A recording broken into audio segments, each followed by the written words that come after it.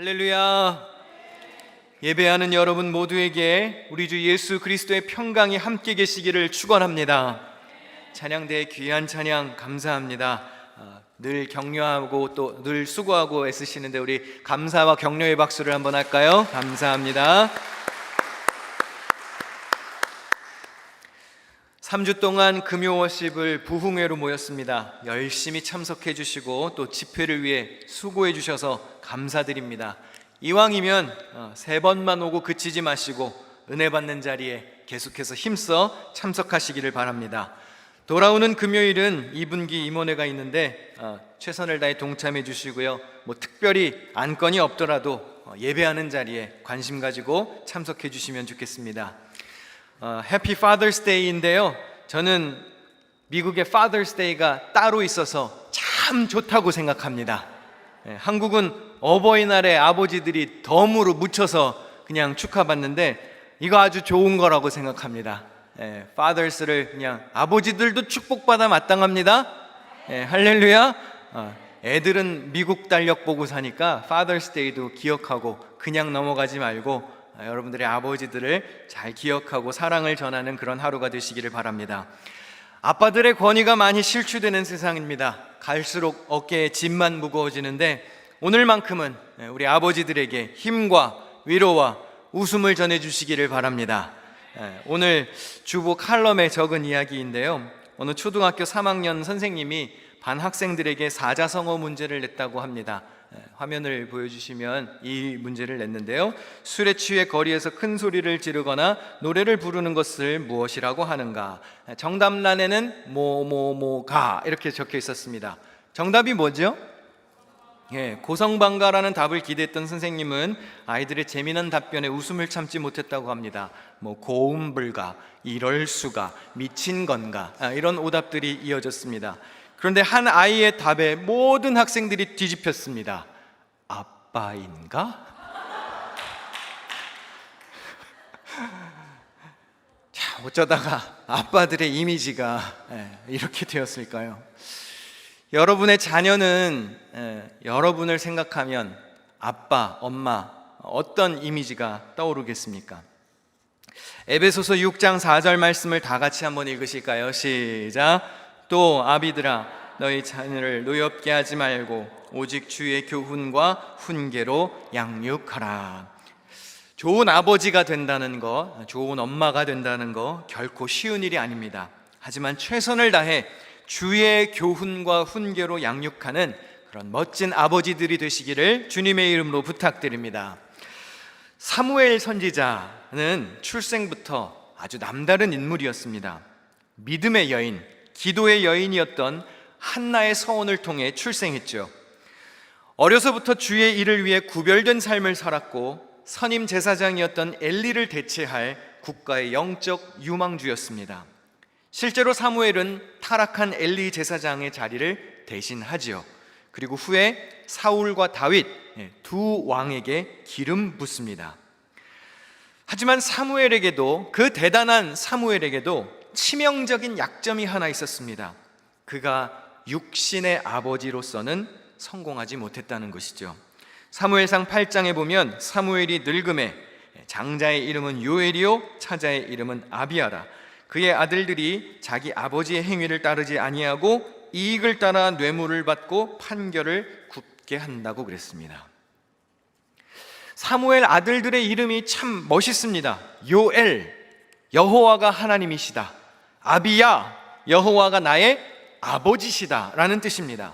그런데 아들들이 이름값을 하고 살지 못했습니다. 뇌물수수의 비리를 저질렀습니다. 과거 자기 선임 제사장이었던 엘리와 엘리의 아들들과 별반 다르지 않는 삶을 살았습니다. 엘리의 두 아들들을 기억하시나요? 홈리와 비느하스. 이 두 아들도 아주 불량한 자들이었습니다. 하나님께 드린 제물을 가로챘고 회막돌 보는 여인들과 동침하는 등 막장 인생을 걷는 아들들이었습니다. 여러분, 훌륭한 앞사람을 이어가는 것 결코 만만한 일이 아닙니다. 특히 성직자가 대를 이어서 바른 길을 걷는 경우는 성경에서도 상당히 보기가 드뭅니다. 여기 계신 부모님들이나 또 어르신들에게는 어떻게 들리실지 모르겠지만 저는 기도할 때 여러분보다 여러분의 자녀들이 더 잘 되기를 위하여 기도합니다. 기분이 많이 나쁘신가 보네요. 여러분보다 여러분의 자녀들과 또 우리 교회에서 자라나는 어린 교육부 아이들이 지금 여러분 세대보다 잘 되기를 기도합니다. 훌륭한 인물, 온 열방의 기둥같이 쓰임받을 귀한 일꾼으로 자라나기를 기도합니다. 물론 여기 계신 어른들도 잘 되셔야죠. 그러나 여러분의 자녀와 우리 교회 아이들이 더 잘 돼야 됩니다. 제 아버님이 늘 제게 해주시던 말씀이 있습니다. 성민아, 진짜 효도가 뭔지 아니? 진짜 효는 부모를 뛰어넘는 거야.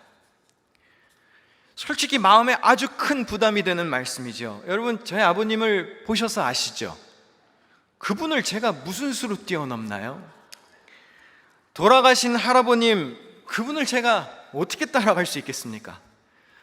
저희 아버지가 그러니까 돌아가신 할아버님을 생각하면 그렇게 말씀하셨던 게 기억나요. 아버지에게 있어서 할아버님, 그러니까 당신의 아버님은 산과 같은 존재셨대요. 그런데 본인도 본인의 아버지가 산 같은 존재이시면서 부족한 제 앞에는 그 산이 두 봉우리나 있는 거예요. 큰 할아버지, 큰 아버지. 그래서 제가 종종 그런 농담을 하죠. 이런 걸 첩첩산중이라 하지. 큰 두 산을 앞에 둔 작은 언덕의 마음으로 살아갑니다. 그래도 최선을 다해 똑바로 달려가려고 두 분의 발자취를 잘 따라가려고 노력합니다. 여러분의 자손들이 여러분의 신앙은 물론이고 여러분의 인격, 여러분의 삶의 수준에 있어서도 여러분보다 잘 되는 복을 누리시기를 축원합니다. 성경에 보면 제사장 아들들이 문제를 일으키는 경우가 많이 나옵니다. 대제사장 아론의 아들들이 무너졌었고요, 엘리 제사장의 아들들도 타락했었습니다.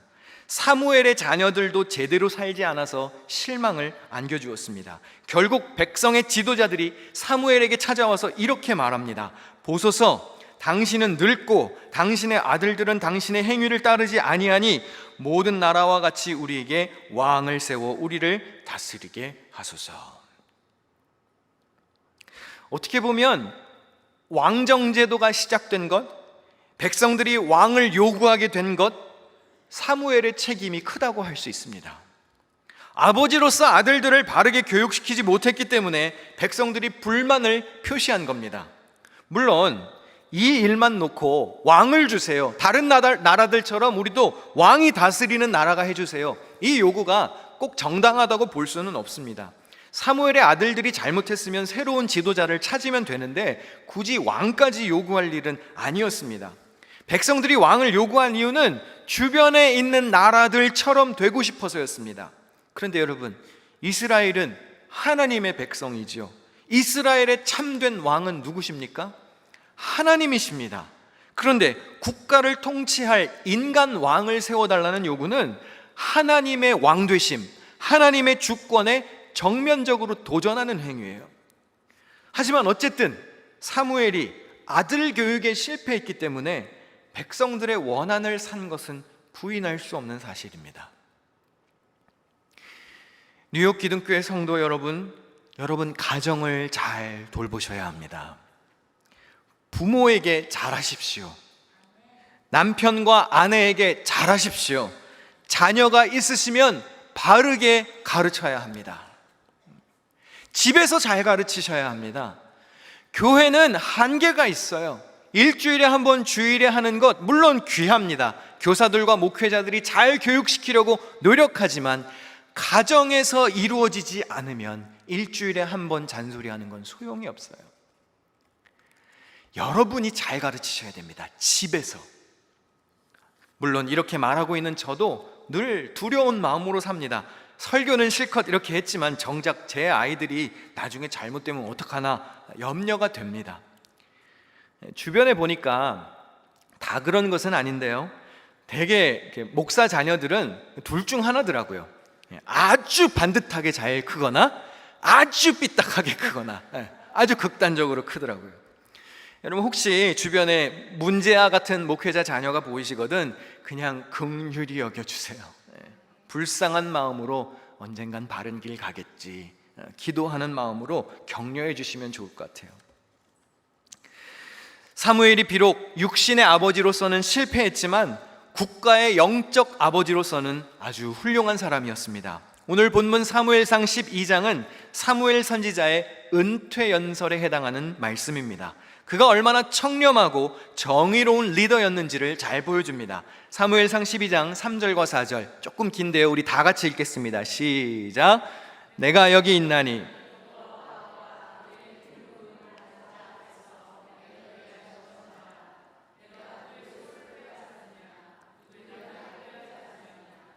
누구를 속였느냐, 누구를 압제하였느냐, 내 눈을 흐리게 하는 뇌물을 누구의 손에서 받았느냐, 그리하였으면 내가 그것을 너희에게 갚으리라 하니 그들이 이르되 당신이 우리를 속이지 아니하였고 압제하지 아니하였고 누구의 손에서든지 아무것도 빼앗은 것이 없나이다 하니라. 그가 얼마나 순수하고 모범적으로 백성들을 지도했음을 알 수가 있죠. 저는 대한민국 고위공직자들이 물러날 때도 좀 이랬으면 좋겠어요. 목회자들이 은퇴할 때 좀 이랬으면 좋겠어요. 뭐 배임 횡령 혐의로 이러고 가지 말고 은퇴할 때 좀 이렇게 멋있게 당당하게 떳떳하게 은퇴하면 얼마나 좋겠습니까? 은퇴하는 순간에서도 저렇게 백성들의 신뢰를 받고 있습니다. 지나온 역사를 돌아보며 사무엘은 이스라엘 백성들이 비록 하나님을 떠나서 죄를 저지르기는 했지만 회개하고 하나님을 온전히 따르면 주님이 버리지 않을 것이라 또 가르칩니다. 사무엘상 12장 20절과 22절, 악을 행하였으나 여호와를 따르는 데에서 돌아서지 말고 오직 너희의 마음을 다하여 여호와를 섬기라. 여호와께서는 너희를 자기 백성으로 삼으신 것을 기뻐하셨으므로 여호와께서는 그의 크신 이름을 위해서라도 자기 백성을 버리지 아니하실 것이요. 우리가 비록 악한 유혹에 넘어져서 죄를 범했을지라도 하나님께 돌아와 마음을 다해 전심으로 섬기면 소망이 있다는 겁니다. 악을 행했어도 전심으로 여호와께 돌아와 그를 섬기면 다시 소망을 주신답니다. 누구를 위하여서? 하나님의 이름을 위하여서. 우리의 공로가 대단해서가 아니라요, 하나님의 공로 의지하여 주님의 거룩한 이름의 기초에서 우리를 살려주신답니다. 하나님이 그렇게 자비가 많은 분이세요. 인자와 사랑이 넘치는 하늘 아버지이십니다. 전심으로 섬기는 백성들을 외면치 않으시고 품어 주신다는 사실을 기억해야 합니다. 이어서 사무엘은 이 고별사의 하이라이트를 외치는데요, 오늘 본문 말씀을 다 같이 다시 한번 읽겠습니다. 시작. 나는 너희를 위하여 선하고 의로운 길을 너희에게 가르칠 것인즉 너희는 여호와께서 너희를 위하여 행하신 그 큰 일을 생각하여 오직 그를 경외하며 너희의 마음을 다하여 진실이 섬기라. 여러분, 사무엘은 백성들을 위해서 기도하기를 쉬는 것을 죄라고 생각했습니다.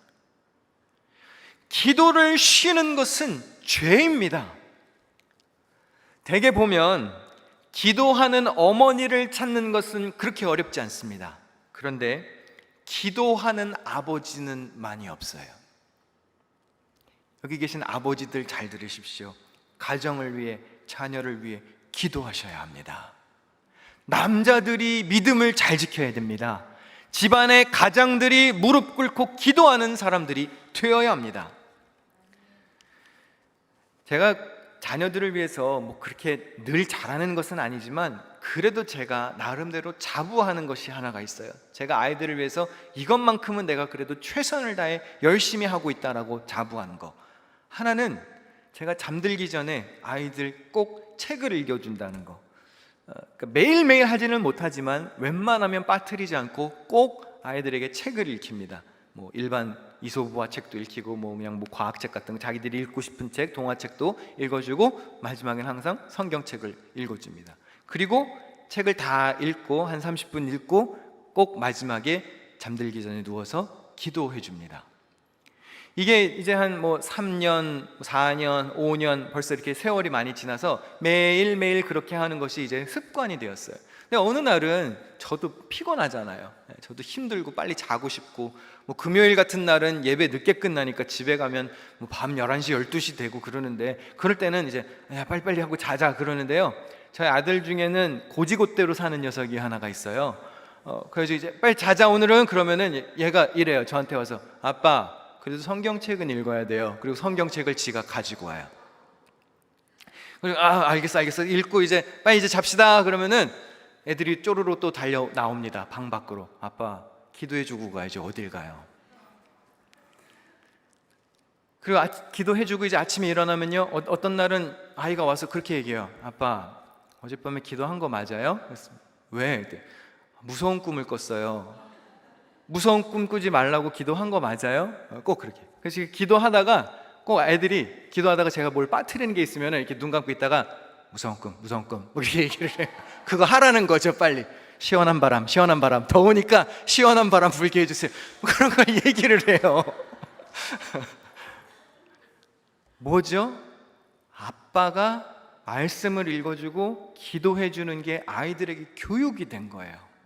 작은 것이지만 매일매일 반복해서 했더니 이제 아이들이 아빠가 그렇게 해주는 줄 알아요. 여기 남자분들 잘 들으십시오. 남자들은 다 자기 주먹을 믿고 사는지 하나님께 기도하는 습관이 없는 사람들이 많아요. 남성 여러분, 여러분의 힘 오래가지 않습니다.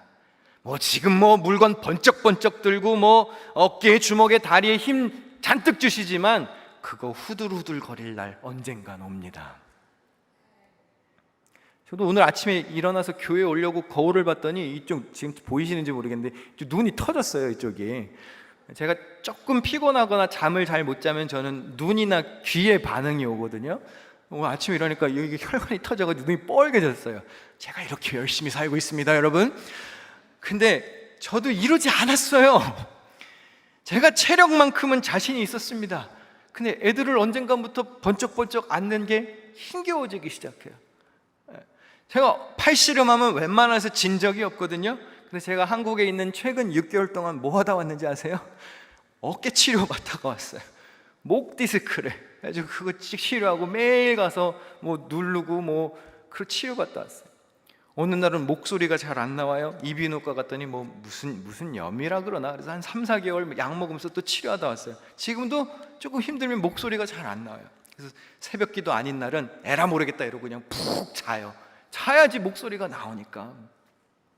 여러분, 자기 힘 믿지 마십시오. 남자분들 특히 기도하셔야 합니다. 기도하셔야 합니다. 남자들이 아멘을 하셔야죠. 남성들 기도하셔야 합니다. 말씀 배우셔야 합니다. 교회 어른들이 기도하는 자리에, 말씀 배우는 자리에 참석해야 합니다. 사무엘이 비록 나이가 들어서 지도자의 자리에서 은퇴했지만 신앙인의 자리에서는 은퇴하지 않았어요. 얼마나 멋있습니까? 물러서는 순간까지도 백성들을 위해 끝까지 기도하며 바른 길로 안내하겠다는 다짐. 진정한 영적 리더의 모습을 보게 됩니다. 우리가 나이가 들어서 직장에서도 은퇴하고 교회에서도 맡은 직분에서 은퇴하게 될 수 있습니다. 그러나 여러분의 신앙생활은 은퇴하시면 안 됩니다. 하나님의 나라에 갈 때까지, 호흡이 다하는 순간까지 신앙생활은 은퇴가 없는 거예요.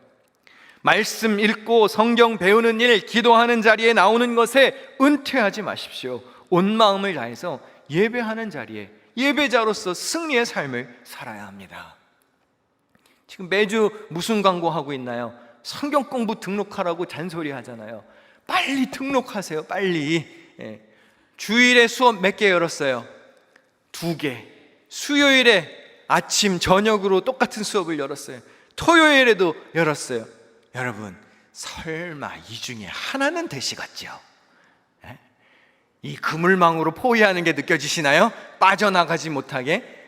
양심이 있으면 사람이 이렇게 열심히 광고를 하면 하나 정도는 들어줘야 되겠죠. 그렇죠? 말씀을 배우세요. 우리의 힘으로 사는 것 아닙니다. 남자들도 성경을 배워야 돼요. 직분자들이 성경 한번 제대로 배우지 않으면서 어떻게 직분을 감당할 수가 있겠습니까? 직분만 집사, 권사, 장로면 왜 성경 한 번도 제대로 배우지를 않는데. 여러분의 가정을 위해서, 여러분의 교회를 위해서, 나라와 세계 선교를 위해, 나 자신을 위해 전심으로 기도하고 말씀 붙드는 삶을 살아야 합니다. 우리 교회를 2차례 다녀가신 김희중 목사님이, 키 크신 목사님 기억하시죠? 작년에 저녁 예배, 한국 기독교에서 저녁 예배 설교를 하시면서 아빠 찬스라는 제목으로 설교를 하시더라고요. 그래서 그 제목이 너무 이제 마음에 들어서 오늘 같은 제목을 제가 썼는데요. 김희중 목사님의 설교 중에 일부를 제가 참고해서 전달하겠습니다. Father's Day에 나누면 너무 좋겠다는 생각이 들어서 1년을 묵혀두었다가 드디어 꺼냈습니다. 최근 한국 뉴스에 보면 아빠 찬스라는 용어가 자주 등장합니다. 아버지의 사회적 지위나 경제력을 기반으로 여러 가지 혜택을 누리는 걸 아빠 찬스라 그럽니다. 부모가 고위직에 있거나 어떤 기관의 회사의 회장으로 있는데 자녀가 특혜를 입고 입사를 한다든지, 교수나 의사, 연구원인 부모의 논문에 자녀의 이름이 그냥 떡하니 공동저자로 올라간다든지, 기관장 아버지 덕분에 장학금 혜택을 누린다든지, 여러 가지 아빠 찬스들이 많이 있죠. 일반인들이 상상할 수 없는 엄청난 특혜를 누리는 사람들이 많이 있다는 겁니다. 그래서 인사청문회 같은 거 할 때 그런 거 막 뒷조사 많이 하잖아요. 자녀들이 무슨 특별한 혜택 누린 거 없는지. 그런데 여러분, 우리도 비록 육신의 아버지가 고위공직자는 아닐지라도 우리도 어마어마한 아빠 찬스를 쓸 수 있는 사람들이라는 것을 알고 계시나요? 우리는 예수 그리스도의 은혜로 하나님을 아버지라 부르는 자녀가 되었습니다. 요한복음 1장 12절 다 같이 읽겠습니다. 화면을 보시고 시작. 영접하는 자, 하나님의 자녀가 되는 권세가 우리에게 있습니다. 우리는 하나님을 귀신 보듯 무서워하거나 공포 영화 대하듯이 겁먹을 이유가 없습니다. 로마서 8장 15절 세 번역으로 같이 읽을까요? 시작. 여러분은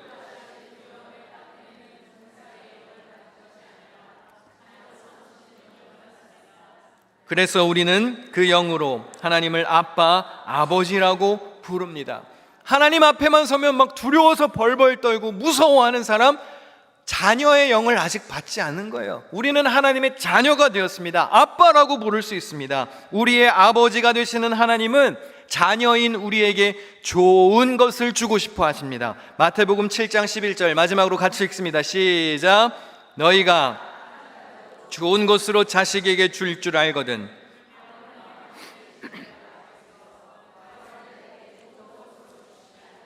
할렐루야. 뭐라고 그러셔요? 좋은 것을 주시겠대요. 구하래요. 하나님이 좋은 것을 줄 테니까 구하라고 하셨습니다. 그런데 아빠 찬스를 쓸 수 있는데도 하나님을 찾지 않고 구하지 않을 때가 얼마나 많습니까? 하나님이 위해서 야, 너는 아빠 찬스를 쓰라 그러는데도 안 쓰냐? 그러시지 않을까요? 반주하시는 분들 이제 준비해 주시면 좋겠는데요. 오늘 이 Father's Day에 우리가 하늘 아버지가 되시는 하나님을 생각하며 아버지 하나님께 좋은 것을 구하며 살기를 결단하기를 원합니다. 제 첫째 아이가 1살이 조금 넘었을 때였나요? 말 몇 마디 겨우 할 때인데요. 자기가 좋아하는 과자 같은 게 이제 간식이 눈에 보이면 혼자 이제 포장지를 뜯을 수가 없으니까 이제 제 아이가 저한테 와서 이제 하던 행동이 있었어요. 반주해 주시면 되고요. 어제도 제가 사무실에 앉아 있는데 우리 교회 어떤 어린아이 하나가 그 카페에서 아이스크림 같은 거 이렇게 가지고 오더니 저한테 열어줘! 이러더라고요. 그래서 너 이거 엄마한테 허락받은 거 맞아? 그랬더니 맞았대. 그래서 하나 까줬습니다. 그리고 좀 있다가 또 와요. 똑같은 거를 들고 또 열어줘! 이러는 거예요. 이거 2개는 안 될 것 같은데 그 엄마한테 가서 물어보자. 그래서 그렇게 열어줬어요. 근데 저희 첫째 아이도 1살 좀 넘었을 때 자기가 포장지를 뜯을 수가 없으니까 항상 저한테 와가지고 이랬어요. 제 앞에서 아빠! 힘! 이랬어요. 힘 좀 쓰라는 거죠. 힘. 나는 못 가겠으니까 아빠가 힘 좀 쓰라는 거예요. 아빠 힘. 아빠가 힘을 써서 열어달라고 조그만 것도 아빠 찬스를 어떻게 쓰는지 정확히 알더라고요. 여러분, 어린 아이들은 아빠 찬스를 쓸 줄 알아요. 그런데 우리가 성인이 되고 어른이 되고 조금 힘이 생기고 삶의 경력이 생기고 좀 똑똑해지고 나면 어떻게 되지요? 왜 삶의 힘든 문제를 가지고 하나님 앞에 와서 도와달라고 하지를 못하나요? 하나님, 힘 좀 주세요. 나 못 살겠습니다. 하나님, 제발 도와주세요. 우리는 못하잖아요. 애들보다 어쩔 땐 우리가 못한 거예요. 하나님이 그걸 기대하신다는 거죠. 내가 좋은 것을 줄 테니 와서 구하라는 거예요. 내가 아버지이니 자녀답게 체면 버리고 하나님 앞에 와서 어린아이처럼 하나님 힘 좀 주세요. 나 못 살겠습니다. 나 너무 힘듭니다. 도와주세요. 주님이 해결해 주세요. 주의 품 안에서 안식과 평안을 얻는 그런 자녀의 삶을 살아가시기를 주님의 이름으로 축원합니다.